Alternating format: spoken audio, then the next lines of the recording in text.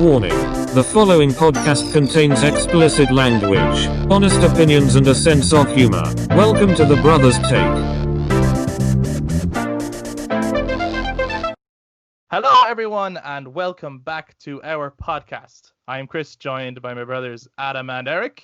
Hello. I didn't realize we were recording. Not gonna lie. You didn't know we were recording? No, well, you didn't say it, man. You never said it. I recorded I tell you, I'll be honest. I started recording straight away as soon as we started this call because I was like, there's got to be some funny shit with Eric and I want to capture it this time. Well, there wasn't. And there was no funny shit. You were prepared. No. You were ready. Yeah, I was. I was sitting here at the whole thing set up. I only had like Skype just decided to go, nah. But then it got back on there really quickly. So, no, there's none of that. Me being fed up and absolutely disappointed trying to move from one room to the next, hoping for the best connection. Not pissed off, just disappointed. Well, disappointed. That's completely an inside joke because that stuff has never been seen by anyone. No. There's somewhere out there, there's behind the scenes of Eric just getting totally, like, really worked up about us recording an episode because he's never ready. But we are ready. Yes, ready. Sorry, to answer your question, Eric, we are recording. And we're back in the room to talk more about video games and more, actually. Because in this week's episode, we are going to be talking about DC Fandome, which happened over the weekend. Our episode is out a little bit later than it normally would be, only because of where that event was placed, and then our work schedules and trying to get around to actually recording it. But we wanted this to be the next thing we talked about because there's a lot to talk about. Our main draw to it was obviously because we are a video games discussion-based podcast. They announced 2 new games at this event. And so that's sort of what drew us to the event in terms of talking about it in a podcast format. But the wonderful thing about the event is it also showed lots of movies coming out, and it talked about lots of upcoming movies and projects. And since we're also movie fans, we thought we might as well give our take on those as well. So as a result, we're giving our take on most of the big reveals from DC Fandome. There might be some stuff we miss. There was a lot of extra little side panels and things in other places that we would not have seen. Did you guys watched sort of the stuff as it was released on YouTube? Did you? Yeah. Because they pretty much everything was released as they announced pretty it. Instantly, yeah. Yeah, really instantly. I experienced the full thing, the panel, the actual DC Fandome itself, the Hall of Heroes event as it was. So I might have some extra information on some of the stuff we talk about as we go, because I'm sure there was some of like interviews and stuff that I don't think made it to YouTube, but the big reveals all did really. And as we're talking about it, if you're watching this on YouTube, whatever topic that we're talking about, any thoughts that you have yourself on the movie or the game, whichever it is we're talking about, please do jump into the comments to let us know what you think about it, whether you're anticipating it or disappointed by it or whatever it is.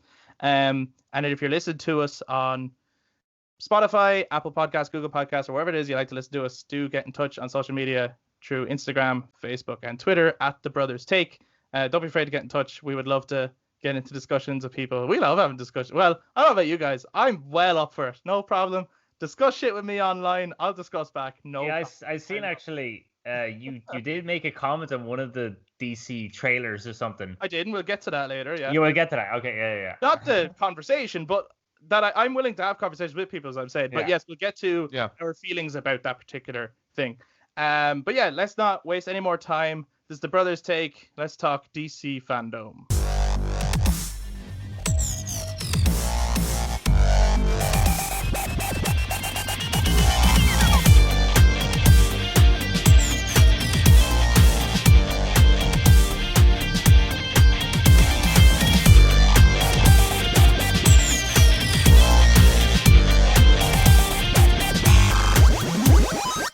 Okay, so we're going to talk about the 2 video games first, because, like we said, we are video games-based podcasts, and those were the things that we were drawn to in the first place, I think. Well, for me personally, I was like, oh, I really want to check that out, see those games announcements as soon as they're announced.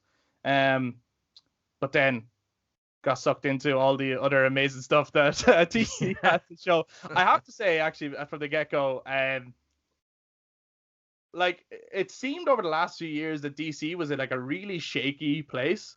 Oh, gotcha. Yeah, they hadn't a clue. Yeah, I have never seen as much confidence from them in the last few years as I saw at this. Like, I saw bolstering confidence. they even talked about something that they were like, basically, like, I don't know if you saw, there was a panel basically that they had on the multiverse. Okay. And they went, you know what? We're going to bring it up in one of the films, but we are going to just basically say that we're canonizing the multiverse. And so all the TV shows, every movie we've ever done and every movie we're going to do is now part of the DC canon. Some of it is this DCEU, but not all of it is. So that's why you don't have to worry about this Matt Reeves Batman and a Ben Affleck Batman at the same, like, continuity. it's all canon, but it's not all continuous. They're just like, we're having a multiverse. We're making a canon. It's a nice like It's happy accident, isn't it? It is, Like, because is. Because all, like, I think the DC movies, I think DC has the better comic book movies out of all the different studios that have been doing comic book movies, but they haven't got the best continuity, obviously. I hear what you're saying, yeah. Well, I do think if you look at like what are the best comic book movies ever made, then most of them I think are going to come from like DC's side of things. And whether most it's of them the Dark involve Knight, most of them involve Batman.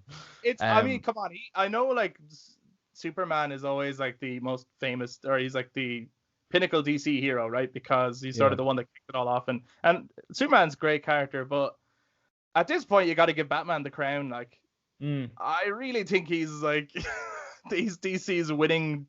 You know, like, if DC are ever winning in any kind of way with comic book characters, it's because they've got Batman.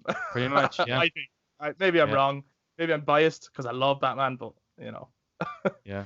But speaking of Batman, the first game we're going to talk about is WB Montreal's Gotham Knights. Was that the first thing scheduled in?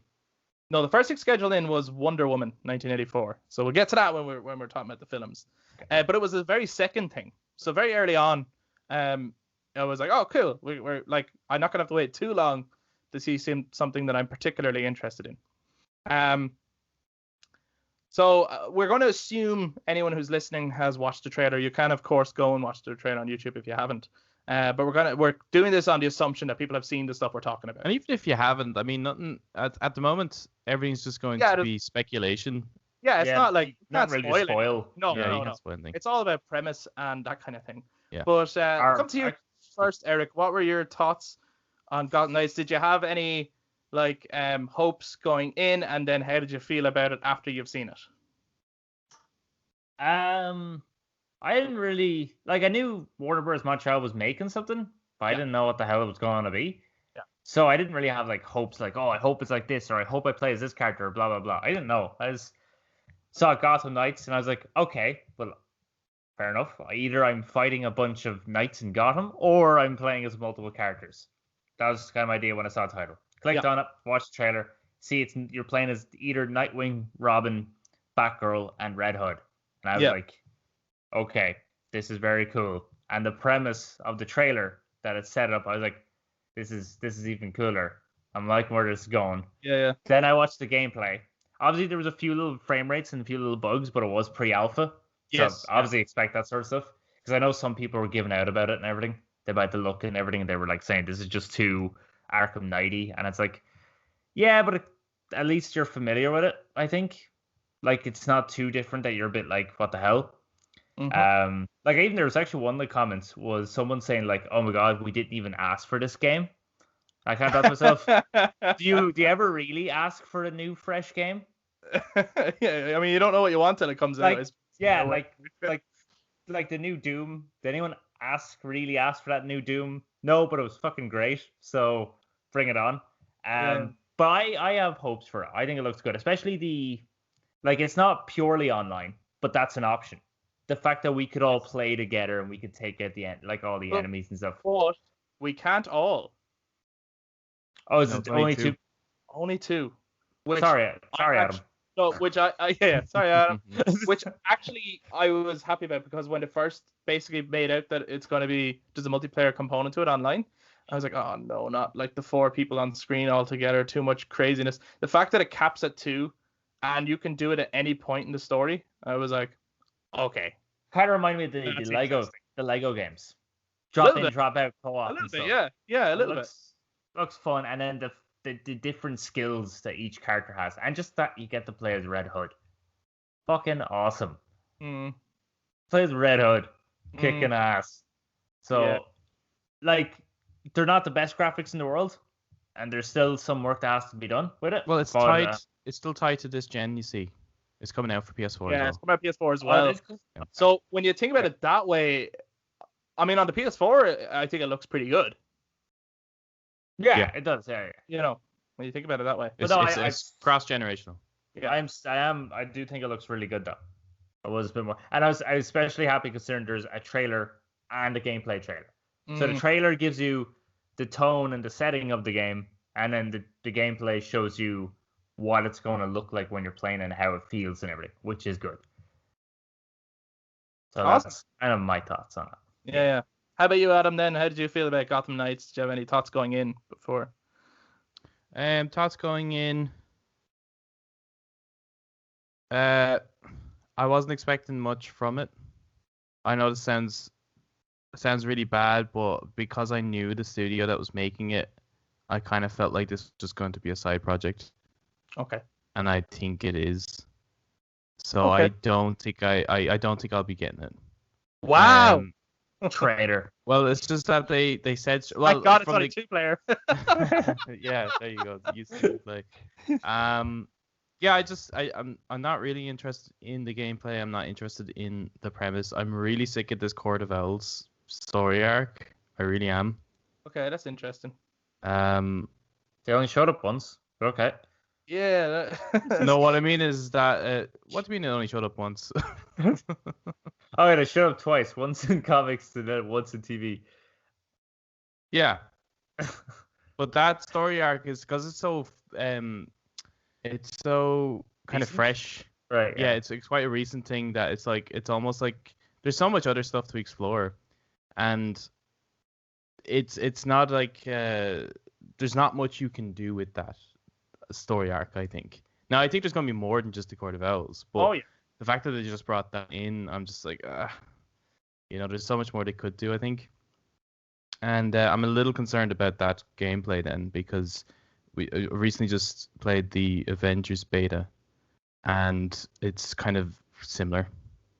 Okay. Yeah, very similar. And I'm not talking about just like the drop in, drop out, and it's the fact that it's an RPG. The delete system and everything. I don't really want a Gotham-based RPG. Like I don't like the Arkham games for its RPG mechanics. I like we said this before. It's the kind of Metroidvania style stuff. That's what I really like about it. Yeah. So it didn't really appeal to me, and then they came out and said that it's not canon. It's not part of the Arkham verse. No, it's not part of the Arkham universe. It's a separate. It's a bit kind of like, so why then? Which is weird because it's kind of continuing. Okay. So when they first announced it, because I actually leading up to it, I thought it was going to be a prequel. I thought it was going to be set between Arkham Origins and Arkham Asylum, and it was going to be Batman maybe meeting Robin for the first time, like bringing him into it. I knew it was going to be the Court of Owls because they teased that for a long time.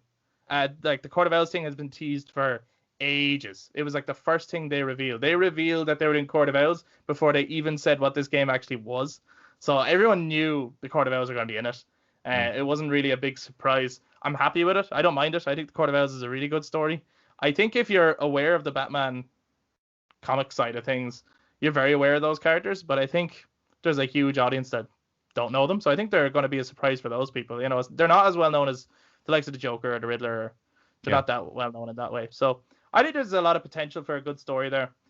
When it started, I thought it was a continuation of Arkham Knight, and I was super excited because I was like, oh shit, that's bold. That's bold what you're doing there now. If you're going to continue on. And it could be. I don't know why it's not. In a way, I wish it was. Because in a way, I was like, why don't you do that? Because it takes... I'm saying this with absolute love and admiration for the Joker. But it does take the Joker out of the equation. Is there really any point in doing another version of the Joker in this game? Maybe. Like, you're never going to say no to the Joker. But at the same time, it does give room for these other villains that you could build a game around. But yeah, I thought it was...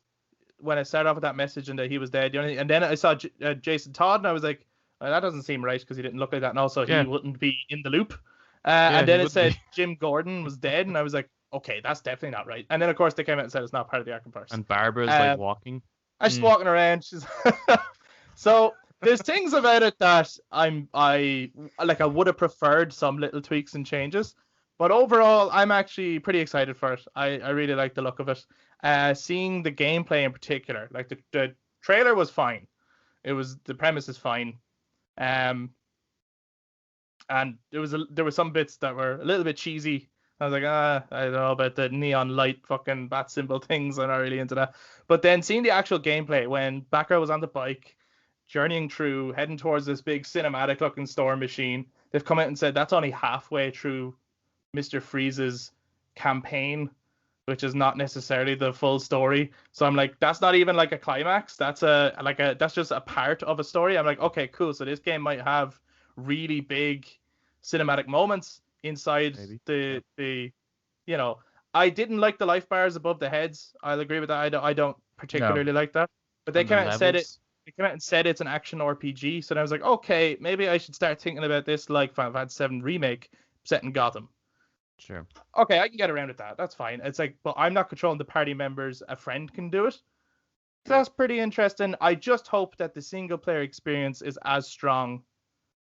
Like, I just hope the single player experience hasn't been sacrificed to allow for a multiplayer. Yeah, and I suppose that's something that yeah, because whether it's like co-op or not, I think once you make it an RPG, what makes RPGs great is the balancing of your stats and upgrading your character and playing progression, right? That's what makes RPGs fun. Like we're playing, well, Yusuf cleared it, but I'm playing like Ghost of Tsushima, for example, right? It's not necessarily. Never finish it. I definitely will never finish this game. I think it's like 55 hours now. Jesus. Yeah, I've boxes, will you? I can't help it. I've like 5 left to complete. 5 more boxes to get. Okay. Anyway, but what's fun about that is discovering and learning about the area and finding new weapons and all that kind of stuff. But with the Arkham games, we've done that. We've had 4 games of that. We've had 4 games of exploring this city. And that to me is what RPGs are good for. They're generally not great for story. Now, I feel like they will have a good story and they'll have good cinematics. They've proven that with Origins that they're able to do that. Yeah. But if you're just a casual player, is it friendly to you? If you're just in it for the story, is it friendly to you? Because the other games have been. Yes, I hear what you're saying. I don't know. Like I suppose they showed there's some stuff that has transferred over from the Arkham gameplay. That's familiar, like grappling and like some of the traversal looked very familiar. Some of the stealth takedowns looked familiar. I think in the combat, what's different is you don't have those counter icons, right? But it still looked like you can counter and martial art fight people. So the life bars look different, of course, and that's kind of weird. Like, and seeing a little number above that, I'm not particularly into that. Mr. Freeze with a freeze minigun thing though looked fucking sick. I liked the way his weather machine was freezing the place, and there was like I thought the visuals were really cool. Yeah, it's an impressive looking game.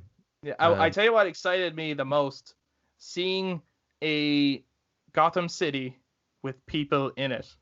Yeah. Seeing people driving around, seeing people running around. I'm interested in seeing more of the gameplay in a city that's living and breathing.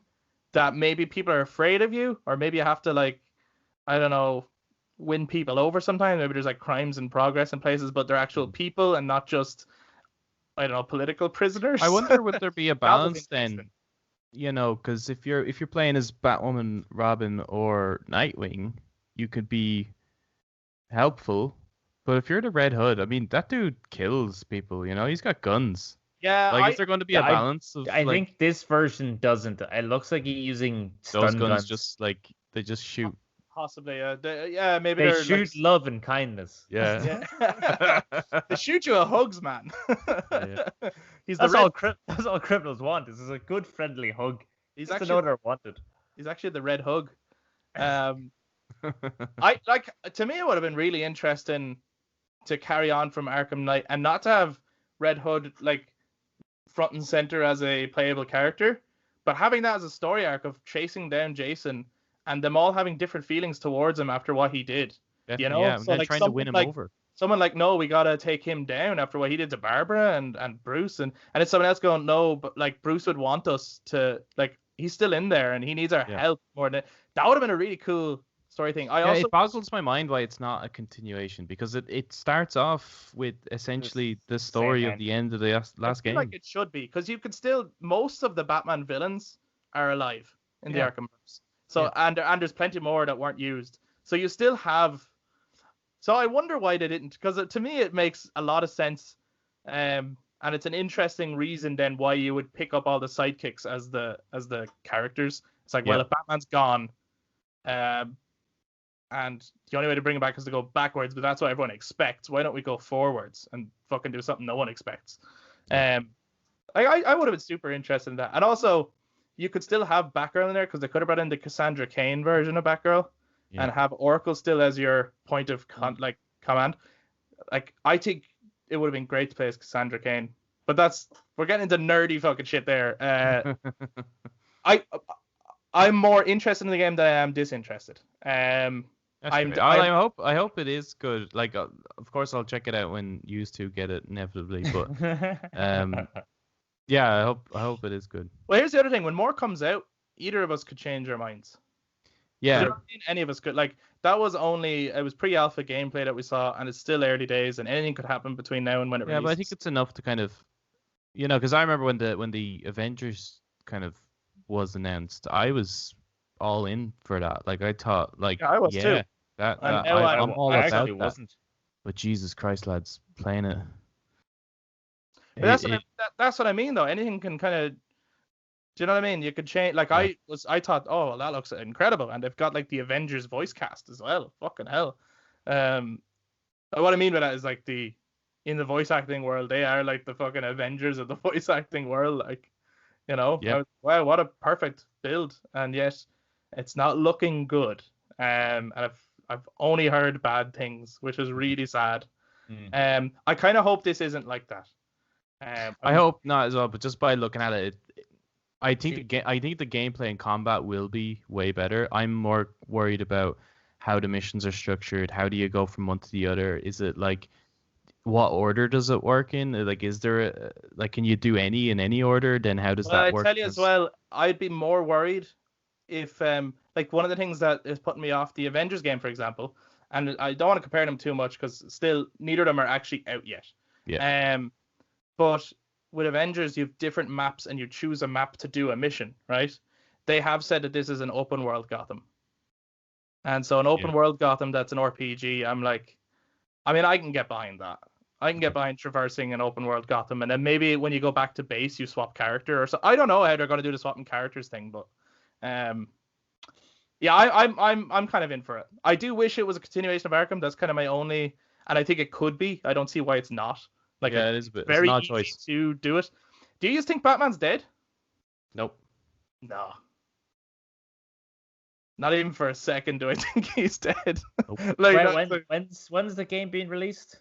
Next year. Do you know what month they're ending or season? I don't think they give it. No. Because if it's like April, it's like April Fools. Batman's not dead. Yeah.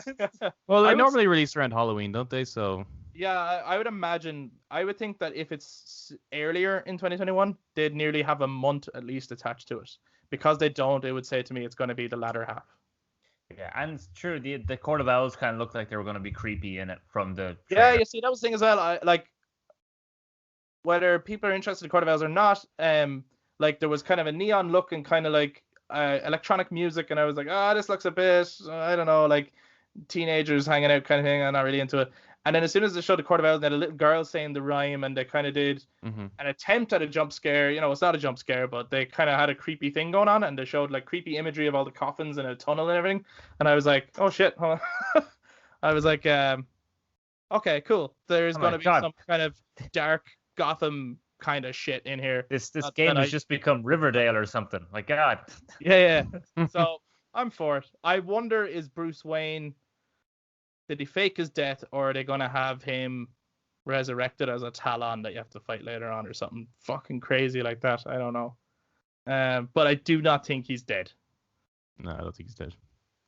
Eric, you didn't even answer. Do you think he's dead? Do you think they're really going for it and he's dead, or? Nah. Oh. Nah, it's a April Fool's, man. So I don't even think in the Arkhamverse he's dead, but that's No. another thing. I think the ending basically said he wasn't, but people interpret it differently. I suppose it's kind of an artistic ending in a way. That ending I never got because those Riddler trophies were fucking annoying. You watch it on YouTube, man. Yeah, I did watch it on YouTube at the end, but it's just not the same. I 100% did all the other games except that one. So that's our take on Gotham Knights. Again, if you're watching this on YouTube, do jump into the comments to let us know what you think of Gotham Knights. And if you're listening to us, get in touch on social media, Instagram, Facebook, Twitter, at The Brothers Take. Do let us know what you think of Gotham Knights. Are you looking forward to it? Are you disappointed by it? Do you wish it was in the Arkhamverse? Are you happy it's not? Let us know. But the other video game that was announced, which is the one that actually before this I was more excited for because of the name behind it, Rocksteady, right? Yeah. And they released a very cool teaser with the picture of Superman and the Suicide Squad crosshair on his head, and it looked very fucking cool. What do we think of Suicide Squad? Eric, Kill the Justice League. That's the full title. Sorry, Suicide Squad, Kill the Justice League. I wonder what it's about. So Eric, we'll come to you first, and we'll go around again. I mean, it's a Suicide Squad trailer. That's for sure. It's like absolutely taking the piss. It's definitely way different tone and everything to the Arkham games. It's brighter and everything. The characters, the choice of characters and the amount of characters is weird, I think. Okay, how so? Well, there's only 4 taking on the entire Justice League. Amanda Waller should probably step up the game there and maybe get others, you know. And then Captain Boomerang is like able to zip across like the Flash or something. Now, I don't know much about him, but maybe I'm wrong in thinking he can't do that. Like, and then going around with he goes around with a gun as well, and I was like, isn't this thing boomerangs? I thought the trailer was fine. It sets it up. The only thing is it looks like it's in the world of Injustice 2. A lot of people were confused by that. Some people actually, like a lot of people were looking at it going, oh, is this set in the Injustice 2 universe? And it's like, well, no, can't, because the Injustice 2 ending, absolutely, like it just they before don't. You go further, the amount of people who have argued with each other online in just the last few days about whether or not it's set in the Arkhamverse without just listening to Sefton Hill, who said it is a continuity of our Arkham universe, and he is the games director, and he's the creative director at Rocksteady. He directed all of the Arkham games, and he's telling you, yes, it is set in the Arkhamverse. That's so what's weird about it, though, is that like this, the other one feels like it should have been a continuation, and this one should be like a whole new new thing. Yeah, I agree. I don't like the music and the whole flashy, we're jumping around buildings and shooting each other because look at us, we're doing a trailer showing off the characters. I didn't really like that. I was like, well, that's just, again, it feels really small. It doesn't feel like Rocksteady. It doesn't feel like the Arkham games. It's just very like, almost felt like Dead Island or something. Like a trailer to like one of those kind of games or something. Like it's just way too bright and funny. It didn't even look like fucking California. Sorry, or something. you cut out there for a second. Say that again. It didn't look like what? It didn't look like Metropolis. It just looked like California or fucking Florida or something. But I do like the end of the trailer. The end of the trailer was very cool, which is just the helicopter getting shot down, and then it goes down, and then they're like, "Oh, look, Superman saved your man," and then he just zaps him and turns him to dust. Because that's always the best version of Superman, is when he's an arsehole.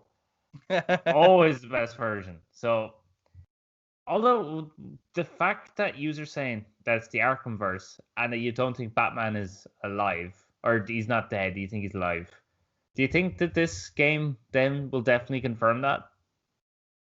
Do you think that either Batman is evil with all the others that you have to kill, or is Batman working with a man? Well, Harley Quinn says in the trailer, I can finally get the opportunity to kill the Bat.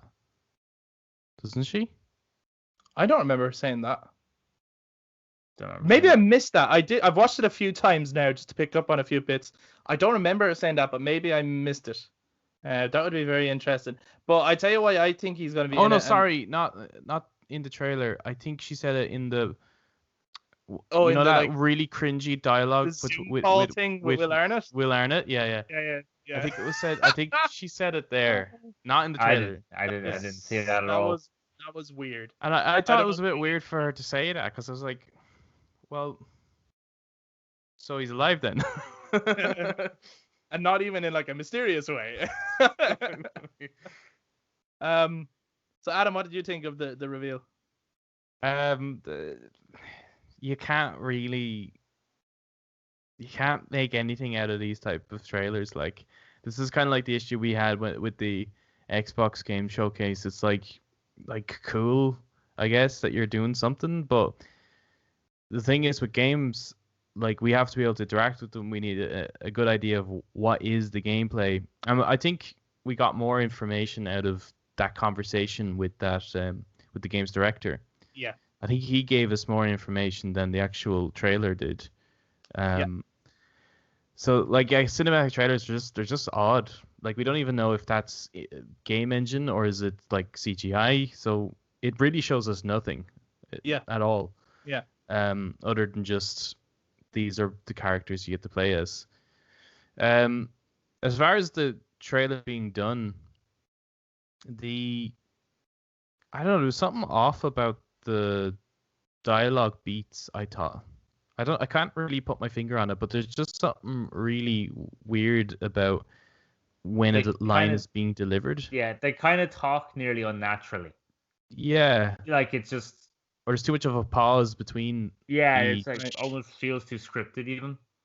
And I'm wondering, are they trying to lengthen it purposely? Because there was a clip where Captain Boomerang, he like jumps onto the roof and then he ends up sitting on the chair, and then he gets up and then he doesn't really say anything, and then he says something, then walks off screen. Just that took like ridiculous length of time just for him to deliver his line in response to someone else talking to him. Right. But if you look in the background, it has like a LexCorp building, and I'm wondering, are they purposely trying to elongate things just to kind of show lots of Easter eggs and shit? Possibly. For people to like it's a big thing. There's a lot of YouTubers out there who dedicate their channels to like just dissecting. Yeah, but they're able to do it. They're able to do it without. Yeah, well, yeah, that's the thing. Do you remember the Arkham City cinematic tease way back? Yeah. And they showed it, and it was really quick, and it just like zoomed through stuff, and people got so much out of it. They were like, Two-Faces confirmed in this, Penguin. I was like, where did you see that? All I saw was the Joker laughing. And it's like, and then they show you these freeze frames of all this shit where they had like the Two-Face poster, We Want You, and they had all these different things going on, and people are amazing at fucking dissecting this shit. I don't know really how they do it, but they do. But maybe that's part of why there was like... Yeah, it felt really weird, the whole trailer.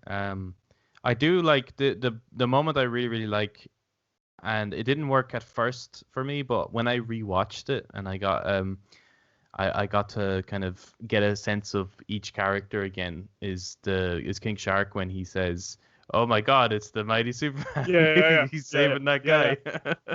King Shark. Like, at first I was like, that dialogue is really weird, but on the second run through, it's like it's brilliant. I agree. I actually think King Shark will be the funniest of the characters. In that, I think it'll be the most fun to play as. Oh, that too. But in that Drax kind of way from Guardians, that's the vibe I got, where he's going to be like, everything is super, like... Yeah. Do you know what I mean? There's like the mighty Superman. It's like, it's cheesy, but if you put it in the context of the situation, it's fucking hilarious. Yeah. Yeah, I really I love that. I think that's the funniest line in the whole trailer. But for some reason for me, like, it only worked the second time because I knew the outcome. So without the outcome, I don't think that kind of landed. It just sounded like weird dialogue. So I think in the context of the game, these characters are probably going to work better than they did in that trailer. How they act amongst each other and the types of dialogue they have, I think is going to work a lot better because they have more time to establish each character and you learn about each. But the trailer, I think it was weird. It was a really weird trailer. Yeah, I agree. I agree that I think that it's too hard to tell what this game is actually like. And the thing that excited me more was listening to Sefton Hill.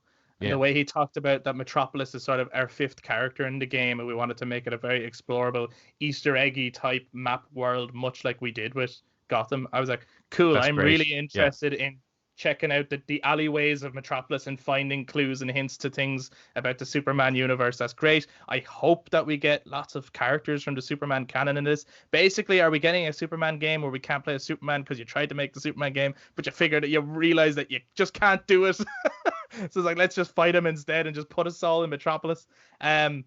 Super excited that Brainiac is in it. I have no issue with that. I'm like, Brainiac's a great villain. It makes sense. I always said Brainiac invading Metropolis should be the Superman game. It turns out we're not playing a Superman. But the thing I'm a little bit worried about is I don't know if they're jumping the gun a little too fast, making a Suicide Squad game and killing the Justice League within the Arkham universe, like straight away. Oh, you think they're going to succeed? Well, there was one of the lines that they said during the panel, which was like, "Oh, we are serious about this. The mission is kill the Justice League."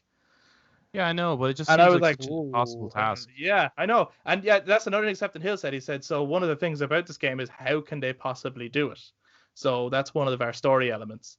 I was like, this is bold. There's bold. just getting all of Batman's information right there. Yeah. I have a feeling Batman is not on I think Batman's going to be a key role in the outcome of all this. I do as well. Because he's possibly not on. He could be like dead, so to speak. That Brainiac didn't get the chance to take over him, so he's actually okay. Yeah, He could be the one that has all the information in order to actually snap all the others back out of it. You know, you could have that Lois Lane, Poison Ivy scenario with Superman. That kind of shit.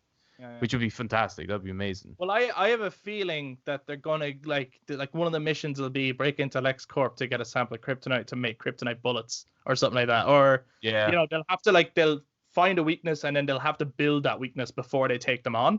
And that's a cool concept. But we didn't see any of that, so it's really hard to know what the game is actually like. They also said that you can play single player or multiplayer for the whole game. Mm-hmm. So again, it's like, okay, well, like were they and the Gotham Knights crew working kind of side by side to come? Like, is it going to be similar to what Gotham Knights was? We really don't know. So it's like based on that trailer alone, it's really hard to tell. Two things bothered me though: Harley Quinn and Deadshot's designs. And it bothered me because they do not look consistent with the Arkham universe. They look that way because of the Suicide Squad movie. Yeah. I think, well, that bothers I don't me. really care too much about Harley's one because, I mean, she could end up looking like that, but Deadshot, if that's supposed to be canon, that's just weird. What the fuck happened there? Yeah, it's just weird. And I think as well, they missed an opportunity. Maybe they wanted a more diverse cast, and that's cool because Suicide Squad often is diverse. That's one of the interesting things about that cast. But they don't need Deadshot. Throw in Bronze Tiger. Mm. He had a very limited role in Arkham Origins Blackgate. You can do a lot with him. He's a member of the Suicide Squad. Throw him in there. Or what's the new one they're using for the movie? Bloodsport. Bloodsport. Yeah. He's actually a Metropolis villain. He uses kryptonite bullets. He actually would have been very handy during a fight with Superman. Use him. Like, why use Deadshot? I just thought those two designs were weird. And the Harley Quinn one was like, that just doesn't look like the same Harley Quinn. Okay, maybe different makeup, different hair dye, whatever. But like, the pink and blue thing is purely because of Margot Robbie. Definitely. Yeah. That's why I do think that this bothered me a little bit. Remember, I was saying, now I was wrong. Last time we talked about this, I thought this was nearly done and that it would be out next year. I'm obviously very wrong there. It's not going to 22. But I do feel like I was correct in saying that this was supposed to be a movie tie-in. Okay. Because right about now or next year, we were supposed to be getting the Suicide Squad 2. Mm-hmm. And obviously that's kind of happening. Actually, it's really not sure. You're not sure how it's happening. It's a soft reboot. That's what they're calling this one. But also sequel. Yeah. I think it is. But I do feel like it was supposed to be on the time schedule. I can't really remember. You know the way they always have their like plan of when the films are going to come out. I do think Suicide Squad 2 was supposed to be coming out around now-ish. Right, okay. Yeah. Which would mean that, the Rocksteady would have been making this game for a long time, but with the anticipation of there going to be another Suicide Squad film, and I think these were supposed to kind of go hand in hand as kind of marketing together kind of thing. The only reason that kind of worries me, I know it's a small design thing, it shouldn't really matter. Like, I can't comment on the gameplay, we haven't seen it yet, we don't know what it's going to play like, but it just screams to me some kind of interference from WB? from Warner Brothers, right? Which in some of the movies they've been notorious for. Yeah. But I'm like, you really don't need to interfere with Rocksteady. No.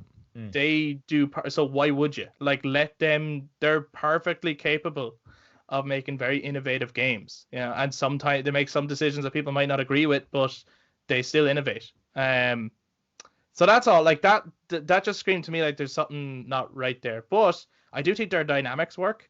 I like that it's a small cast, actually. I think if it was a very huge cast, it'd be a bit overwhelming. One more character maybe might have. Yeah, I think there should have been about 5. Okay. Like probably another, like Killer Frost or something, another female on the team, just to really diverse it up a bit. What I am looking forward to, what I hope happens, is an underwater fight between King Shark and Aquaman. I'm looking at the possibilities. This is the thing. I think the premise is awesome, and I just worried about what it's actually going to play like. Because I think there's the characters that they're playing around with, whether it's the Justice League or Suicide Squad, Amanda Waller, Lex Luthor is surely going to be in this game. You know what I mean? They have great characters to play around with. They've got Metropolis, and they've said they're treating it like the 5th character. I'm all about that. If you treat a world as a character in a game, it usually pays off. Much like Tsushima, or even if you go back to Arkham Asylum. You know what I mean? Yeah. I'm just worried what the gameplay is actually going to be like. And that rap music montage over the fight did not help me. Yeah, it was a bit weird. That weirded me out. Yeah, the tone, just the overall tone was of Fortnite. Yeah, it did have that kind of casual. That's why I was saying it was like even like Dead Island or something, like, because those type of things, all that like kind of upbeat, kind of like fast paced. Here we go, we're down with the kids, and it's like that worried me. And I ended up putting a comment out there to say I hope that when the game comes out, it has a darker and more serious tone. Yeah. And then everyone started ripping into you. People are entitled to their opinions. Like, I got a lot of feedback back. A lot of people liked the comments, so they might agree with it, and then a lot of other people were like, "Why does everything have to be dark?" and all this kind of stuff. But it just didn't seem consistent with their tone. And I know the Suicide Squad are a different thing. I do expect tongue in cheek, and I do expect a bit of humor and a bit of bombasticness with them. But it was when that rap montage started. That was the bit that I was like, oh, like, obviously I know rap music's not going to be in the game, but it reminded me, that montage of combat with that music reminded me of Fortnite. And I'm like, I just hope, because they've said it's going to be a shooter game, I just hope it doesn't play like something like that. I just hope that I don't know. It also kind of reminded me, having the rap music in there kind of reminded me of the very first Mortal Kombat 11 trailer. You remember the fight between Scorpion and Raiden, and it was such it's such a cool fight and really well choreographed, and like the cinematography was really good, but the rap music didn't go with it. It was so boring and lame and shit. And it was only when they cut the music out and you just hear the sound of like bones breaking was the trailer actually good. And then they start the music again, and you're like, you're really ruining this for us, guys. Please stop. And it's like, okay, so like there's certain things that, like, I think you need to know your genre too, right? Like, Mortal Kombat and hip hop do not go together. You know what I mean? In the same way as like hip hop works for like a GTA trailer or like a Saints Row, like that sort of stuff. You're having a bit of crack, you're going around causing a bit of mayhem. That works. But for some things it just really doesn't work. Well, look, I haven't written the game off at all. I am still really excited in the premise. I am going to be keeping an eye out for it. I hope the gameplay is good. I hope the game is good. I am excited about it. I just have a few little concerns based on the presentation of what I saw, not necessarily the characters or the premise. At the moment, based on what I've seen, I'm more excited for Gotham Knights. But that's because they actually had more to show. That's really not the fault of Suicide Squad. Of the two of them at the moment, I'm more excited for Gotham Knights. How about you guys? Yeah, probably same goes again. Yeah. Yeah, neither. Neither of Adam them. is like, no, I don't really care. Okay, so that's our thoughts on Suicide Squad. Let us know in the comments below what you think about the game, how you feel about the characters, the portrayals, the premise, the trailer, all that stuff, what you think the gameplay is going to be like. That's, of course, if you watch this YouTube, let us know in the comments, but of course, jump on social media if you're listening to us in audio format. And let us know of the two games at the moment from what you've seen or what your personal interests are. Which one are you more excited for? Maybe you have no interest in playing as Batman sidekicks. So even though they've shown you more gameplay, you might be like, nah, the Suicide Squad is the one for me. Do let us know. We'd love to hear from other people. We're now going to run through some of the big movie reveals. Some of them will have very little to say. Some of them we might have a lot more to say, based purely on our own personal passions. Yeah, this stuff I was way more like I wasn't like going in excited to see like all these trailers for the films and stuff like that. In fact, my expectations were very low. Right. Okay. Very, very low. But I came out of this just like I'm fucking hyped, man. I'm fucking hyped for these I'm films. on the DC train, baby. Like it's like the games, yeah, whatever. Right? Like I'll come back to them when they see more shit. But these films, man, I want these so bad. I mean, yeah, the films are a bit more the main topic for this. Like the films were definitely far more intriguing. So we're gonna start with Wonder Woman 1984. Is what they opened the whole thing with. Did you guys watch that trailer and what did you think about it? I mean, I'm loving that they're going all for it. You know, because I know some people some people were a bit concerned when they first see Kristen Wiig's character, and she says she's going to be all wild and she's wearing like her leopard pants thing or leopard coat thing, and people were worried because they're all like, "Oh, really? Is that what they're doing for Cheetah?" Yeah, but then the fact that they go all out and there's Cheetah, and you know what? I was one of those people. I wasn't. I knew that was just like a first costume thing, and that she would become Cheetah. At first, that I saw her in that and just doing the fight, and I was like, "Oh man, come on! You're not gonna do Cheetah." I mean, it's like. Fair enough if you were doing some grounded, darker version of Wonder Woman or whatever, and you wanted to try and sell this as possible or believable. But I was like, I mean, you had fucking floating Ares, you know, with Lupin's head CGI onto a massive body of the past. I was like, you gotta go for it. So as soon as I saw her in the theater, I was like, yeah, all right, cool. Never mind the Ares thing. They have the fucking gold costume in this film. So obviously they were going to go for full on Cheetah. They don't give a fuck. They're going for it. However, I do think the structure of the first trailer was better. The first trailer definitely gets me more hyped. Just the structure, the music, and the editing that the music has with the trailer is just way better than this one. They actually opened the panel with that version of the Blue Monday. Oh, really? They had all these these big Wonder Woman, that cool Wonder Woman paintwork background that they're using for this movie. They had lots of that coming up on the screen, and they had the Blue Monday music playing, but that version of it. The film and I was pretty pumped. It was supposed to be out this June. It will be out. It's finished. If Tenet does well, this film will come out soon. If Tenet does not do well, they will postpone Wonder Woman. Do you think that's what it's dependent on? Oh yeah, that's what they're all waiting on. Everything. So basically, they've all went here, Nolan. The entire cinema industry is go first, bro. in Christopher Nolan's hands. Yes. Oh God, that's worrying. Everyone, please go out and see it so that we can watch all these other movies. I mean, that's probably a bad idea. I think he has quite a niche audience. In some ways, he does. Yeah. Adam, how did you feel about the Wonder Woman 1984 trailer? I love how I was so hyped for the movies, and then you said, "Oh yeah, let's start with Wonder Woman." Oh. I'm trying to go in order here. Sorry. Yeah, whatever. I don't feel anything for that film. Fair enough. Gotham Knights, I don't really care. I don't care about it.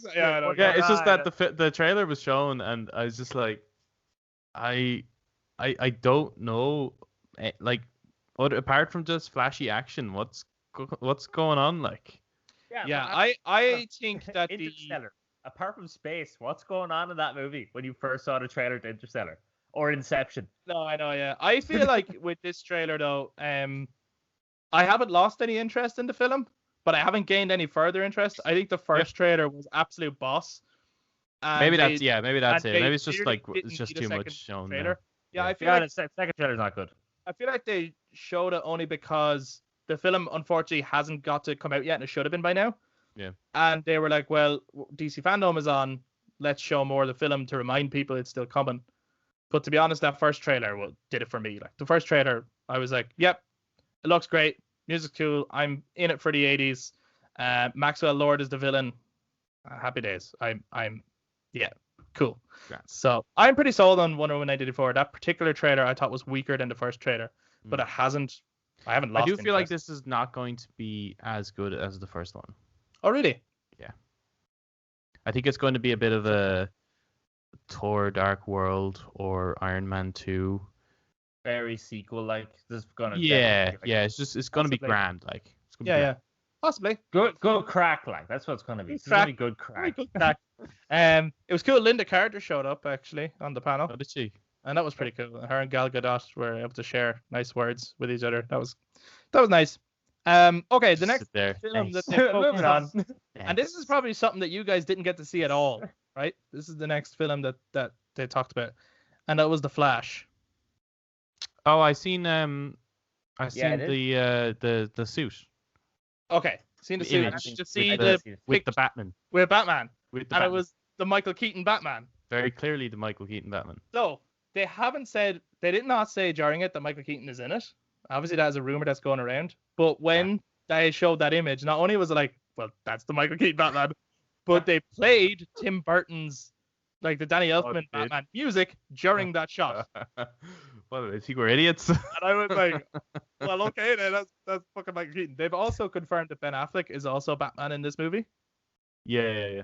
They have confirmed that during The Flash is where they're going to touch on the multiverse thing. Yeah. That they've said Flashpoint is what it's based on. Yeah. Oh, okay. It's a great story. It's an amazing story. It's the only story to do. It's with in the it. Flash. Yeah, I mean, otherwise all you're doing is holding it off. Yeah. Do you know what I mean? Otherwise you're going, we'll get there eventually. It's like, don't, just do it. Yeah, just do it now because it'll be amazing. And Andy Muschietti, is that his name? Is the guy directing it, which is the guy who directed It. Oh, right. Cool. And so he has said, if you want to know what my movie's going to be like, it's pretty much going to be that tone. Fuck. Bunch So- of kids. No. Yeah. And a fucking scary man. So he was saying it's gonna have the humor that he had basically, Yeah. but it's gonna have its moments of drama and its moments of, it's obviously not gonna be That's in any way cool. scary, That's but cool. yeah. The great thing about that is like the possibility of like, the bringing in different like Bale could make an appearance. He's probably not going to, but he could. but Like, the possibilities, the are there. possibility is there. It's a pity Adam West is dead. Imagine bringing Adam West into it. Just Oh, the man. full, all of them. Man, Fucking. Does that mean then, Well, What I does Val wonder- Kilmer look like yeah. now? is Michael Keaton playing another version of Batman, or is he playing Thomas Wayne? That's what I'm wondering. I don't know. I think I'm it'd be interested in better if he- either. it'd be better if he played his Bruce Wayne because I would still like to see. Fuck me, I Wayne. can't remember Or the Josh- actor's name. No, that's Jeffrey Dean Morgan. yeah. His you'd like to see version him. of. I still would like to see him. Yeah, don the Yeah, suit. that would have been sick, but I Yeah, don't. For some reason, I don't think that's going to happen. Probably not. No. But look, they had nothing to show really, just to let us know that it's still coming. But it was cool hearing that stuff. I was like, that's super interesting, and that's true. That is how they're going to basically tie all the movies together into a multiverse. Wow. The next film was The Suicide Squad. James Gunn's The Suicide Squad, which you have seen stuff from. Okay, Eric Fucking- first. What did you fucking- think? Oh my god. See, because in any other director's hands, all of those characters would be lame as fuck. Right. But because it's James Gunn, it's like, I know it's gonna be good because they're all the most fucking ridiculous fucking characters. I Polka Dot Man? got super excited when he announced that he was gonna have Polka Dot Man and Stop. Ratcatcher. Yes. I Polka was Dot like, Man. I was like, are you serious? Is he serious right now? Is he actually going for it? And he is going for it. I watched that first before the other Suicide Squad one, so when I even saw King Shark, I was like, fuck off. He's gone fucking all out. And like, I love even, because The I only amount of characters. Yes. I loved it. They had Oh. John Cena to be Peacemaker, and that he like refers to himself as a douchey Captain America, and I'm like, that's fucking great. Yeah, I think the tone of it is perfect. Do you remember when like everyone like I remember like the first reviews for the first Suicide Squad movie when it came out, and a lot of people were like, yeah, it's fine. I liked the characters, I liked the cast. One of the big criticisms was I don't like the mission. I do not like the mission that they're on. And I agree with that. I thought the mission they were on was dog shit. Like really just thrown in crazy bullshit. Like it's like, why would you use this? Like if you're going to set up a Black Ops team where it gives the government the opportunity to basically say we had nothing to do with it, it was these bunch of crazy supervillains. Why would you not send them on some sort of government mission as the plot? So the fact that he said that this is basically like, it's that he didn't say it's set in the 1970s, but he said it's a 1970s war movie. Yeah. With the Suicide Squad. I'm like, that's fucking exactly what the first one should have been. That's exactly what it should have been. I think he has a bang on. And that fucking Harley Quinn costume.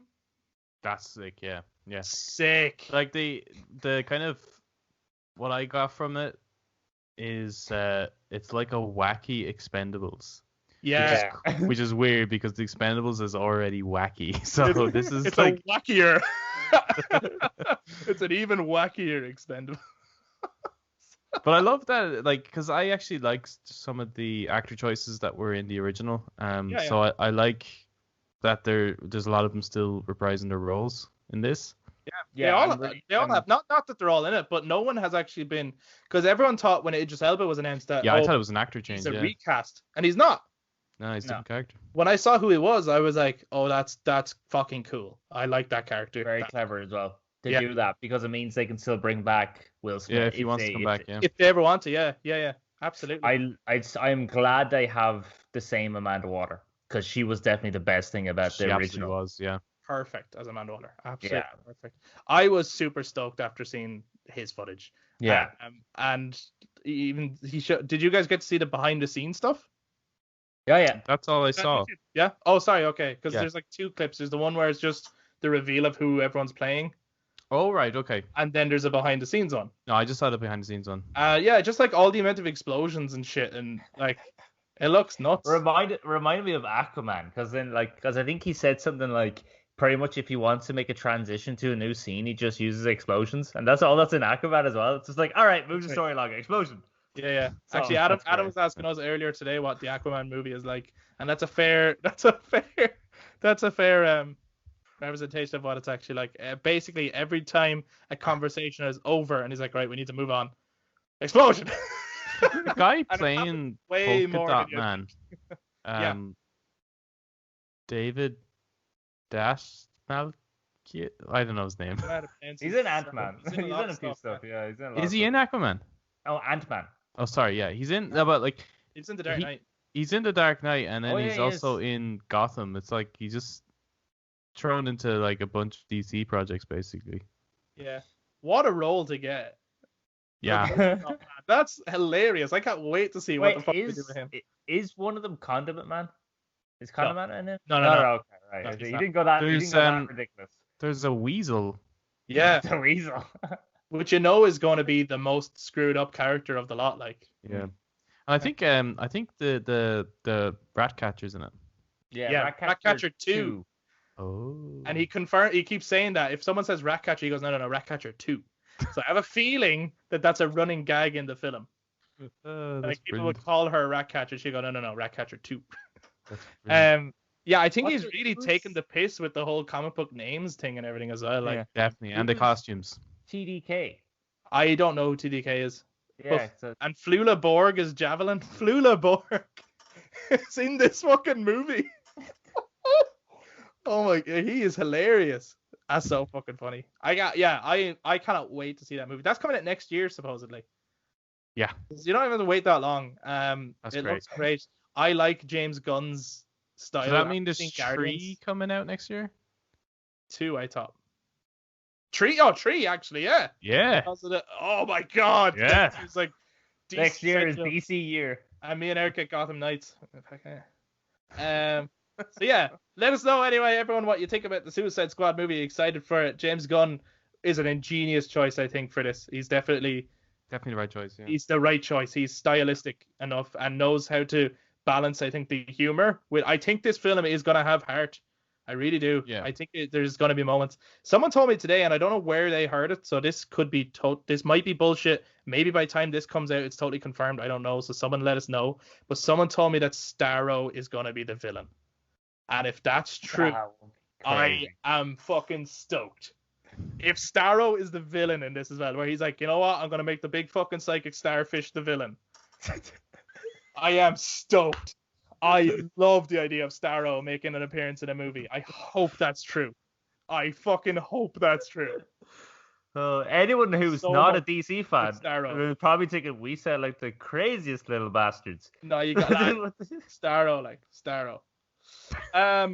Okay, so there was a couple of other things in between that weren't movie related, so we won't be talking about those. Some of them were like kind of tributes to characters, and there was little mini skits. There was these weird clay animation skits that were fucking hilarious, that were voiced over by really definitely very young English children, and they were hilarious. And they were of Superman eating cookies and Batman, who was voiced by the youngest character, with a Robin voiced by an older boy. It was fucking hilarious. I hope they're out there somewhere. If they're out there, watch them. I can't even remember what they called them, but they were these little short clips. They weren't saying much, but they were fucking funny. And then there was also a panel with Milestone Comics to announce that they're coming back. They're the guys that made Static Shock, and they said that there will be a Static Shock feature movie down the line. Damn. Yeah, I've seen that advertised. I love Static Shock. Static Shock. Static Shock's cool. I love that. So that's awesome. But the next big movie is the Snyder cut of Justice League. Not gonna lie, you probably should have left that to the end, because we probably have a lot to say about that. No, because we got a lot to say about a lot of stuff. But anyway. Do we? I do. How do we feel about the Snyder cut of Justice League?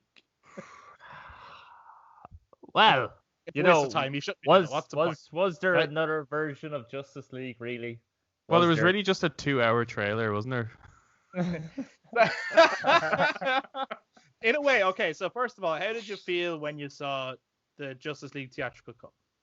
The Justice League. Is that the one? What is they call it? The Justice League. I'm just gonna, because I think there's okay, don't get me wrong. There was more hands in fucking. There was more hands than just Joss Whedon. Yeah. I know. I'm not saying Joss Whedon didn't make bad choices. I think he did, but I do think a lot of people are pitting the whole thing on just him, and I don't think it's just him. No, it's definitely not just him. But I hear what you're saying. Still a pile of fucking garbage. Yeah. I haven't seen Green Lantern, but from all the comic book movies I've seen, which is a lot, it is the worst one I've ever seen. Right. Definitely. What bothered me was that it got higher review ratings than Batman vs Superman and Suicide Squad. And I was like, this is clearly a movie. Yeah. This is, whether you like those movies or not, unless I'm not saying you have to like them. Like, if you hate them, that's fine. But the fact that movie was more highly rated, and I even saw some reviewers at the time saying, look, DC are going in the right direction now. And I was like, they're so not. I was like, this film was a mess. It was, for a lot of reasons. But that whole keeping it tightly to a 2-hour mark, butchered the film. This is the Justice League, their first time ever on the big screen. Why would you be adamant about keeping that a short movie? Yeah. Makes no sense to me. This should have been a big Lord of the Rings fucking event. Like Avengers got a 2.5-hour fucking movie. They got the extravaganza. Yeah. Why would you not want that? They got 4 films as well. As a result. Like, if the first one flopped, it might not have, but the first one did really well because they fucking went for it. I don't know why they were adamant about really interfering with Justice League, but I'm very happy that this Snyder cut is coming. Yeah, at first I was kind of like, I didn't want to get excited or have any expectations for it at all. Like, to a point that I didn't really care if it was coming out.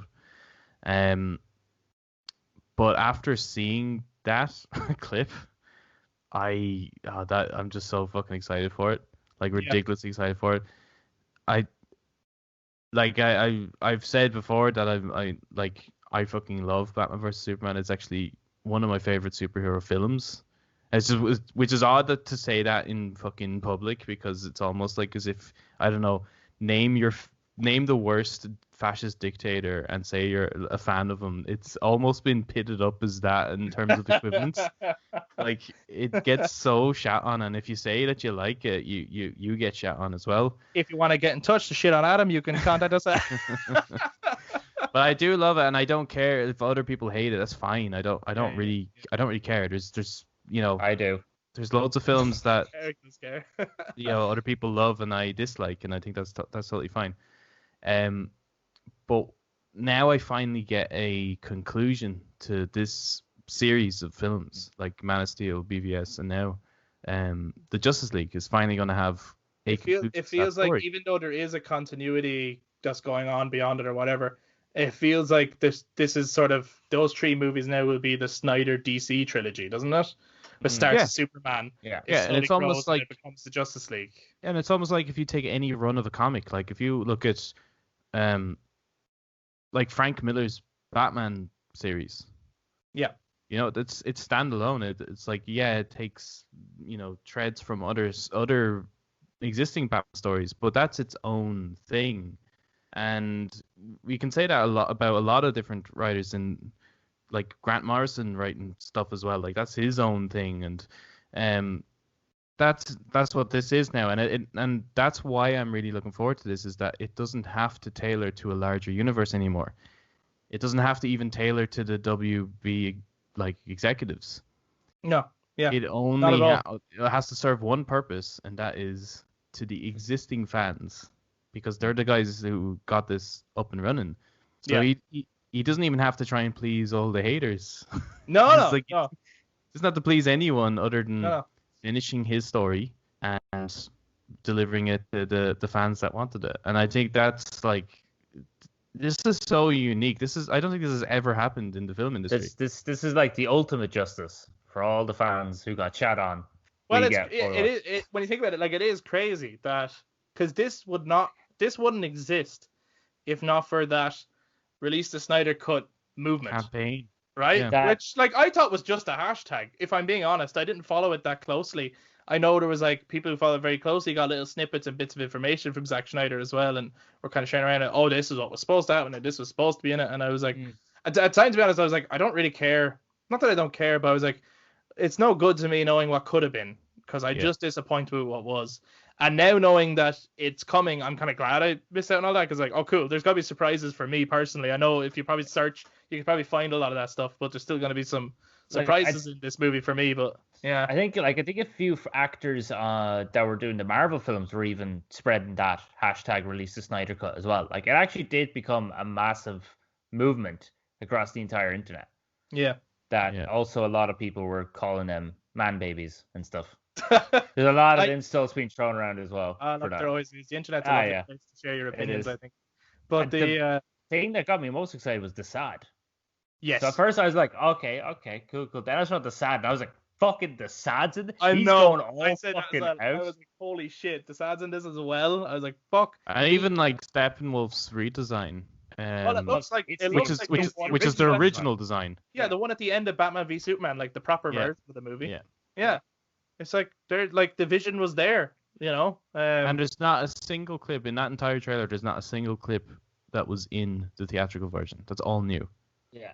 There may be one or two that are slightly similar, but everything else is brand new. Well, not new. It's stuff that was originally shot, but that was never in the theatrical version. Yeah. So it just goes to show, like, it's a completely different film. Like, yeah, there's a whole different movie there. Like, even like, because people then asked him, they had questions. They were like, so is the Flash going to be in this movie more? He was like, yeah, the Flash is in this much more and actually plays a very pivotal role. Is Cyborg going to be in it more? Yeah, Cyborg is actually the heart and soul of the movie. And it's like, wow, like, because they played very fucking minor roles in a way in the actual movie. What he was saying about the Flash has me really, really excited, because it does sound like, because obviously there's that in BVS, there's the nightmare sequence, which in context didn't really mean anything. It was obviously supposed to be for Justice League. Yeah. But it is the Flash dealing with time travel to try and, I think they're that nightmare sequence is going to actually happen, and they're going to have to try and revert it. I do as well. I think they're going to lose in this movie first, and then the Flash will go back in time and warn everyone or something like that, and that'll be the first time he uses that ability, which will then lead to his movie, knowing that he can do that. What else can he change? And he'll learn that doing that actually is a bad idea or something like that. But I do hope, if I'm being totally honest, I do hope that some of the CGI is tidied up a bit more. I personally thought that opening shot of Darkseid wasn't very strong. No, it wasn't good. I was like, I don't know if that's because now he's working with maybe a possibly more limited budget. But I was like, I think that Darkseid doesn't look finished to the quality that Zack Snyder, because I think you can complain about the director all you want, but you can't say he's not stylish. That's he's definitely got people's style. main criticism about him is he's style over. Too style. I don't agree with that. I think actually there's a lot of substance if you want to just read into it, but I do think that some of those little scenes or clips look like they weren't finished yet. But maybe they're not, and maybe it was just I just want to show you that this exists and that this stuff is going to be in it. But directly after that, yeah, they showed a desert sequence with a Justice League sign crumbled and parademons flying, and I was like, that's the fucking nightmare thing, right? That's going to happen. The Justice League are going to lose first, or there's going to be some broken future where Darkseid runs the world. I was like, that's fucking cool. I want to see that. Yeah, you want to see what we got, what we didn't get. Like, that's what you want to see. Absolutely. I want to see a fucking movie of the Justice. I love even there's a bit where, again, it's very Zack Snyder in his shot. Not just the bit where Victor Stone is doing the baseball thing, but when he's Cyborg at the gravestone. I was just about to mention that. Beating the ground. I was like, this is fucking yes. The color tone and the CGI. Like, I actually, oddly enough, really like the CGI in this. Okay. There isn't a sense of realism to the CGI. I agree with that. Mm-hmm. But it kind of reminds me of 300. All right, okay. And that grave sequence really reminds me of that. It's like the background is very CGI'd, but in a stylized way that it almost looks like a comic panel. I agree that shot looked amazing. And it's really weird. But I really want my comic book movies to look like comic books, I guess. What? But Dude, are you fucking crazy? And he's the only director that seems to really push towards that. You know, in all of his shit, like, it actually does look like clip. Like, people complain about his slow mo, but the slow mo is again, it's stepping into that comic book, like making a still frame. It's like, you know, that's what he's trying to do, is like bring a comic book to life. And when you compare the two versions, the version that we got and the clips from this trailer, there's just the overall color tones and everything in this, like, just look stunning. They look like 300 basically. Yeah, when you send us that comparison video as well, actually, and it has the song Hallelujah, when listening to the second time, that song actually is so beautiful to the trailer. Yeah, especially when, you know, the bit where Cyborg is like, it looks like he's kind of injured, flashes behind him, but just the beat. There's good strings there and the beat is there. Yeah. I think it's edited well together. For me personally, finally seeing the footage, I felt the song was a little bit boring, even though I both appreciate and don't appreciate it. I appreciate it because I'm like, that's the song he used in Watchmen. He's kind of saying, this is my version that you're getting. It's also Hallelujah, as in we're finally getting it. Well, supposedly it was played at his daughter's funeral. Oh, really? Yeah. Oh, damn. That's all the deep cuts. That's deep. Now I feel bad about saying the song was boring. I think there was some sort of connection because obviously this film as well, the whole movement, there's a huge drive, like there all the kind of funding for it and everything is going towards suicide prevention and stuff like that. Yeah. So as a project, it is kind of that shit happened to him and his family, and they're wanting to do something positive with it, which was create this for the fans, basically. Yeah, and I think there's got to be like dark turns in it, and then it will ultimately end with a happy, bright, hopeful ending, which in a way the film might as a journey represent what he's been through mentally. which might not have been the intention in the first place, but as a result of, because if you're editing after the fact, even though the footage is already shot, the way you edit something can, really change the I tone might of be it. reading and into everything. it too much, but he has talked about how this has meant a lot to him. I just think about people like Mike Shinoda from Linkin Park, for example, after Chester passed, and him making music and making art with fans to help him through it and to help the fans through it. It's like a grieving process together through art. So that's really awesome. I'm super excited for it. It's gonna be 4 hours long. Holy fuck. Now, it's releasing 1 hour segments at a time first on HBO Max. And then he said they want to release a version where you can watch it all as one movie, but that'll come after the fact, because obviously to get this out at all, HBO Max do have to have kind of a... Yeah. But I'm wondering, is HBO Max available outside the US? You see, he said because it's not available worldwide and they wanted to get out worldwide, they're working on a way to do that. Which to me says there's going to be a DVD or Blu-ray release. There has also been talks that there's going to be a black and white version of the movie. Also, the aspect I ratio. don't know what that means, but cool. No, the aspect ratio is different. Is it? Yeah. Yeah, it's like I don't know. 19:6? No, it's like almost like a 2:1 almost aspect ratio. It's kind of square. Do you notice that in the trailer? Yeah, I didn't really notice that. No. My bad. So if you've watched the trailer for the Snyder Cut of Justice League, again, let us know. What are your thoughts on it? Maybe you're not excited for it at all. Maybe you don't like Snyder's vision, or maybe you're someone who was really behind the whole movement, or maybe you're someone who just saw it now and went, okay, now I'm on board. I'm excited for this. Let us know what you think.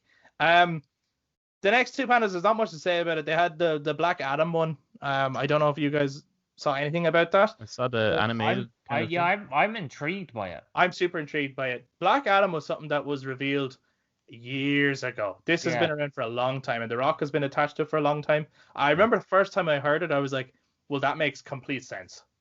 The Rock is Black Adam? Oh, yeah. Makes complete sense, so I have nothing against that.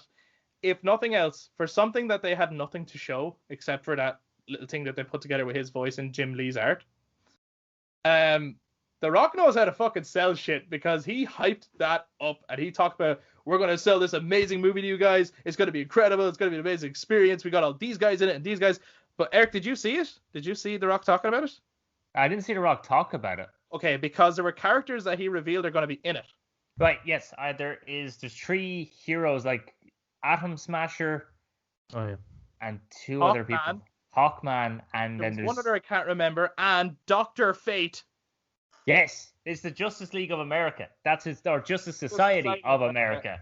They're in it. When I saw that Dr. Fate is going to be in it, I was like, I am fucking so in for that. Are you kidding me? You guys are putting out some of the great DC characters right now. Dr. Fate.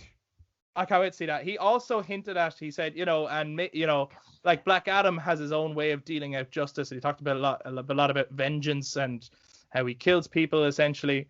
And he said, maybe one day he'll meet some of the other superheroes. Him and Superman, for example, could be friends, or maybe not. And then he took the screen. So to me, that was like, are they going to do like a him versus Superman thing?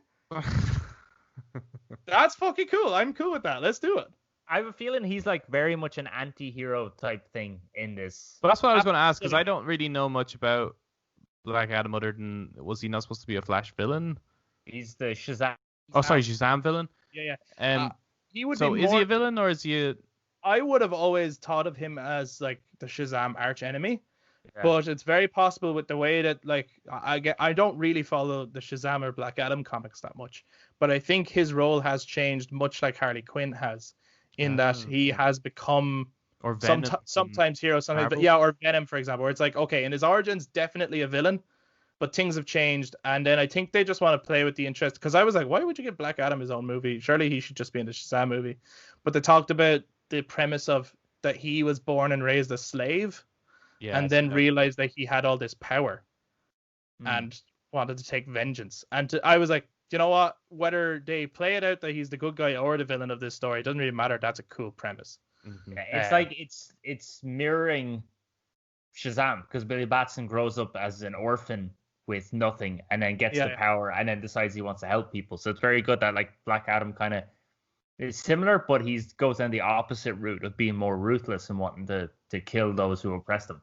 What I like about everything I've seen up to that point, including that Black Adam one, is that there's no kind of like, okay, let's lean into humor with anything other than the ones that are kind of supposed to be humorous. Suicide Squad, Yeah. obviously, but its humor is more kind of ironic, I guess. Yeah. As opposed, like that's its style, like the satire side of it. Whereas none of them are trying to like throw in a little joke here. Maybe Wonder Woman a little bit, but the rest of them are just fuck it, we're just gonna do our thing. I feel like with the directors who are attached and the visions that they're showing at the moment, they know what's needed for it. Like, for example, the guy who directed It, who's doing The Flash, that will have humor, but I kind of trust his sense of humor. Yeah. Do you know that way where you're like, I feel like that's not just I have to do humor in this because that's what's expected in a superhero movie. It's The Flash. There's going to be a bit of humor because he's a lighthearted character. And then you have someone who understands humor and how to edit it. That's super important. You can't just fucking write a funny line and go, that'll do. Expect it to work, yeah. Yeah. Anyway, let us know what you think about Black Adam. Again, they had no footage to show, but I thought that it was a very good presentation given that they had nothing to show. There's no point in really talking about the next two. Aquaman, they basically just said there's going to be a sequel and that James Wan learned a lot from doing the first one. So that's essentially all that came out of it. I thought he did a trilogy already. Yeah, that first movie is a whole Aquaman trilogy. It fucking is. Crazy. No, it's crazy. It's unbelievably crazy. It's the biggest. Someone reviewed it when it first came out as the most amount of movie in a movie I have ever seen. And it's not the longest movie either. No. I know a guy who actually said he was bored by it. I was like, how? There's shit happening before it even fucking starts. An octopus plays drums. What are you talking about? And I don't mean like rock drums, war drums. An octopus is playing war drums to hype people up for a fight. Cool. He goes for it. There's fucking laser seahorses. Yeah, like, whenever we try to sell this to Adam, I don't think it ever sells it for Adam because we just mentioned the most ridiculous shit. Yeah, honestly, like this just sounds like Jason Momoa into some sort of fucking Sharknado movie. Like that's what this sounds like. Well, no, look, you have. Well, actually, there's a bit with sharks. If you're going in to watch Aquaman, you haven't seen it before. You have to understand the tone that they went for. Jason Momoa. Yeah. His first line is he basically looks at the camera and says, "Permission to come aboard," and like pretty much winks at the camera.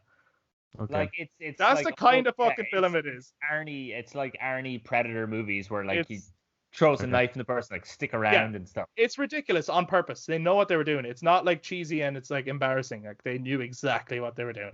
Some bits are terrible and some bits are fantastic. But I like that he got the designs. I went, okay, we'll just do that. Like he doesn't try to modernize or movinize it. He just gets the comic, He just puts went it into film form, which is great. Some of the shots are like, I'll check it out. I'll check it out. Yeah, you better. We're watching. The other one, the Shazam one, again, not much to say. They just revealed the title, Shazam: Fury of the Gods. Maybe that is I know very little about Shazam as a character. I only know him when he has shown up in Justice League stories and stuff. But in his own comic line, I don't know much about him. So if anyone knows if that's like a reference to a particular story or it's like if you're a Shazam fan, that meant a lot. Like you're like, oh shit. Like if someone was to say we're making Batman The Long Halloween as a movie, and anyone who's a Batman fan would go, oh shit, I fucking know exactly what that means. So maybe if someone knows what that means, let us know. But I know nothing about that. Shazam actually did better than Superman when he was first made. He was really popular. Yeah, so then DC kind of went, oh shit, let's buy them. That was a dick move. Yeah. That was a dick move. DC originally stood for Dick move. Dick Corporation. Dick Consultants. Dick Consultants. I hope people know we're joking. Like, oh, you're obviously Marvel fans. We're really not. Yeah, we're really not. I know, I like Marvel. But we're definitely... The last panel then to talk about, the last one they showed was a small thing, isn't it? Alright. Small movie, like not great. Like, holy fuck! Okay, Did anyone have any concerns beforehand about this Batman movie and Robert Pattinson playing Batman? Just a little bit, but not not to the same extent that everyone else was. Not like, because Matt Reeves is doing it, I was like, yeah, no, whatever. I still think it's gonna be good. Yeah, okay. And boy, does he fucking deliver. Oh man. Before we go into the actual what we saw, Eric, did you have concerns about this before you saw what you saw? I mean, I was having concerns. At first, I didn't, because I've seen Robert Pattinson in stuff, and he's been pretty good. Like, no, none of them were Twilight, so I've seen him when he's actually wanting to act. But I was a bit concerned when he was like starting to be a bit like, oh, I will do it the way I want to. I'll work out when I want to work out, and I'll rehearse when I want to rehearse, or actually lack thereof, I don't want to rehearse. Yeah. But yeah, seeing it and seeing when he fucking lays into your man and just gives him 13 punches to the face until he's down on the ground. I just want to point something out though. Okay, first of all, yes, his mask is still shit. I was super excited by everything I saw, and then my mouth dropped when I saw that scene. Absolutely dropped. Same. And I was like, holy fuck. I do want to say though, the amount of people who have like seen that scene and went, oh my god, I was so wrong about Robert Pattinson, but as soon as I saw that scene, it's like, that's probably not him. That's probably his stunt double. He probably probably do that. So I don't know why that would sell you on him. I was kind of sold on him based on actually the scenes where I saw him in the film. I was like, yeah, he actually looks really committed to the role, and he looks pretty good. And when that scene where you first see him in the bat suit, and I was like, looks like fucking Batman in the room. So I mean, I'm in for it. Yeah, it's like a bat. I dig it. Let's go. I dig it. I mean, I actually had hopes for Robert Pattinson. I wasn't immediately like, no, what have you done? He was in Twilight, because I know that actors can act. So I was like, he probably has range. I know, yeah. Like, you probably shouldn't judge an actor based on just one other role. But also, I just kept hearing him getting all these other roles in other movies. Like, Tenet, The Lighthouse. There was a few others, and the fact that Matt Reeves got him, and again, Matt Reeves is a director that from the Planet of the Apes movies I would trust. So I was like, okay. I mean, I haven't seen enough of these films of this guy, but these guys must know something we don't, or must have seen something that we don't, that he's getting all of these movies. And then also, I was like, I was one of the people on the bandwagon when Heath Ledger was cast as the Joker that was like, nope, terrible. That guy was in that movie, and he's a rom-com guy, and he shouldn't be the Joker, and that's terrible. And was I like the most wrong person in the world? Like, he blew everyone away.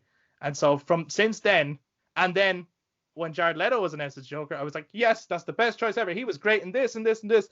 I was so disappointed by what I saw in Suicide Squad of the Joker. So I've decided that you shouldn't just jump on the bandwagon and wait and see something first. Yep.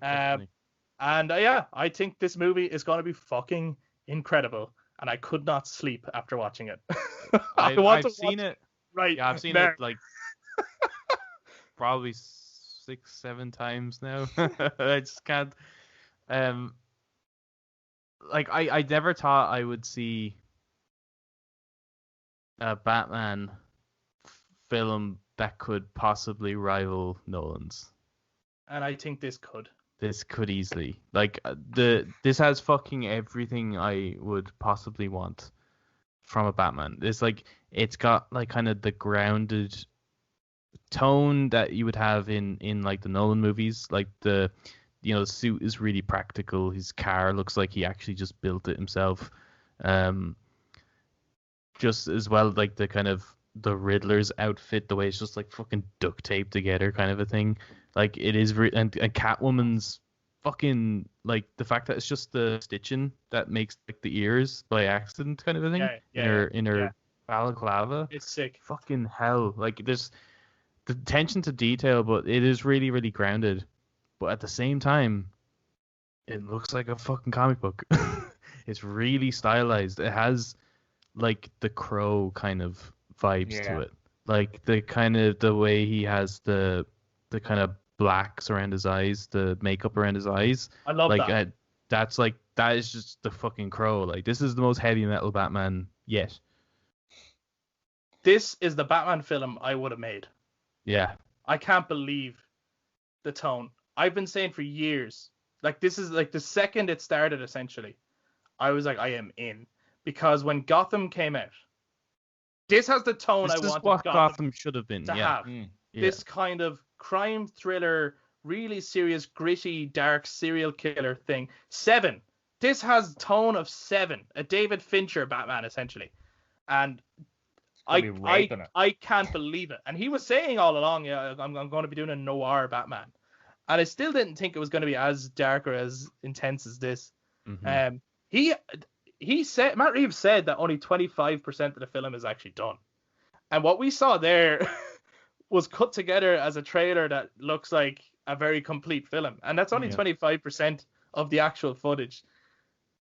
It looks amazing, and I'm so excited about the Riddler because this feels like the Riddler that we all thought. Remember when people were heavily suggesting that the Riddler was going to be Nolan's third villain?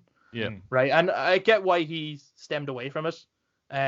He felt that it would be a little too similar to what he did with the Joker, and I get that. But at the time, that's what everyone was they thought was going to go that way because they were like, oh, I want to see more shit like that. So I want to see what he does with Riddler now. This feels like we're finally getting that kind of Nolan. Not to take away from what Matt Reeves is doing, but I've kind of wanted this it's version really of the grounded. Riddler. Like the whole I thing wanted is really this grounded. version of the Riddler for a It long seems like time. Riddler might almost be like a Jigsaw or something. Like he's Yes. gonna play games with people. He's gonna be real brutal and horrible. And his fucking handwriting and shit is really good. It looks it's, like kind of. it's that scene I saw the guy with the phone attached to his hand, and he was like freaking out, and he had To the Batman on a birthday card taped to his chest, and I was like, oh my god, I'm in for this. This is so good. And does that mean he already knows Bruce Wayne is Batman because he's said to the Batman in that room specifically? And it's like he knows Bruce won't go to him to blow his cover, but at the same time, is Bruce just going to stand there and watch him die? Like, I wonder, is there going to be like dilemmas like that where it's like if I know who you are, will you reveal it to save lives, or will It's you? so weird that That's so interesting. like Pattinson as well doesn't look like himself. It's weird, I isn't it? found, like in that scene in particular, like when Yeah. he's standing there and he's in his suit, it looks like it's some sort of funeral or something. He almost looks like was it Arkham Knight or Origins? I think it was Knight. You know the way it has that CGI trailer where it was showing young Bruce, and then it's like the montage. It stays on his face, and he's growing through the ages and stuff like that. Like he kind of looks like that version of Bruce Wayne. A little bit, yeah. I see that. And Jeffrey Wright as Gordon. Did you see That's Colin great. Farrell in it? I only caught him for a second. He looks so different. I can't look like him. believe he's the Penguin. I can't believe that The this movie makeup they put on him is really good. I can't believe this movie exists. and then that music and the way they brought the font is like, this guy knows his presentation, like. Yeah. And then having 2021 written with the question marks, like everything that he showed Everything me about it is fantastic. I am in for it.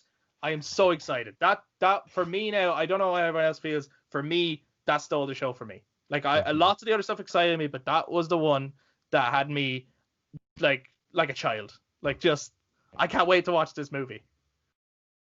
Yeah. Yeah. Are you also delighted that he's basing it on The Long Halloween? Yes, that was one of his biggest influences, because I don't know, like, obviously people have different favorites, and it could be purely nostalgia. The Long Halloween was the first Batman comic I ever read. Batman is my favorite character in literature, essentially, and The Long Halloween to this day is my favorite comic book. And that could be just nostalgia, but I loved the whole noir detective story. I loved the many rogues gallery, and he has been inspired by that to do that. It's obviously not following that story. It's just been inspired by that kind of style of storytelling. Yeah, I think he chose it because of the wide variety of villains that are in it, which is great, which means we probably get a lot more. That's the thing with Batman. Because his villains are grounded, and he has the best rogues gallery in all of comic books. That's my personal opinion. But because they are, like, a lot of them are really grounded, you can fit them in, and it doesn't feel like a Spider-Man 3. You can't do that with supervillains when you're trying to justify their existence in the world as well. Like when you're trying to like set them up before you can actually have them on screen, you know, which is like, for example, like if you had a Superman movie, you couldn't throw in his entire rogues gallery. Whereas with Batman, you could, because you just like, let's just go to Arkham Asylum. They're all there. Yeah, they're psychopaths. That's all you need to know. You know what I mean? And that's enough. But anyway, that's our take on the Batman and on all the reveals, the big reveals from DC Fandome. Let us know what you thought about the Batman. Let us know what you thought about all the other stuff as well. What was your favorite reveal from DC Fandome? Which of the movies are you most excited for? Which of those games are you most excited for? Did you hate them? Just let us know. Get in touch. We'd love to hear from people. And then let us know what you thought about the event yourself. I personally thought all the panels are amazing. The bits in between were cringy as fuck. But that's just my opinion. I only saw the fucking what do you call him? Fuck, what's his name? Lego Batman. Oh, Will Arnett. I just saw that sequence. That was painful. It was super scripted, but there was also there was bits where there was these guys who were very passionate, and they spoke different languages, and they would kind of introduce the panels, and it was great and all. But there was those moments where you're like it was like, hey everyone, welcome to DC Fandome. Are you excited to be here? I can't hear you. Oh, Jesus Christ. And then went, that's what I'm talking about. And you're like, no one is sitting at home and going, yeah, no one does that. You have to understand your audience when you're doing things like this. Obviously, there's kids watching too, and you want to make it kind of lighthearted. There's plenty of stuff for kids, but was there? Yeah, I think so. Like Wonder Woman, The Flash, Shazam, that kind of stuff is stuff for kids to get excited about. Zack Snyder's Justice League. The stuff League. where there was no trailers for. Yeah, exactly. Yeah. Because Batman would put them straight to bed, I think. That's why it was on last. Those are our thoughts on DC Fandome. Do get in touch. Let us know what you thought. And we will talk to you next time. Bye-bye.